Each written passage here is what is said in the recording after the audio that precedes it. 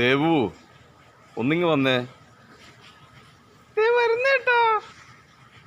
എന്താ ഏട്ടാ വിളിച്ചത്? ഇന്ന് ജോലിക്ക് പോകണ്ട കേട്ടോ. അതെന്താ ഏട്ടാ? നമുക്ക് ഇന്നൊരു സ്ഥലം വരെ പോകണം. എവിടെയാണ് ഏട്ടാ? അതൊക്കെ ഞാൻ പിന്നെ പറയാം, നീ വേഗം പോയി റെഡിയായിട്ട് വരും. അതെന്താ ഏട്ടാ എന്നോട് പറഞ്ഞാല്? പറയാ, നീ വേഗം റെഡിയായിട്ട് വരൂ. ഇല്ല, പറഞ്ഞാലേ ഞാൻ റെഡിയാവും. എങ്കിലേ നിനക്ക് ഇന്ന് ഏട്ടനൊരു സമ്മാനം മേടിച്ചു തരും.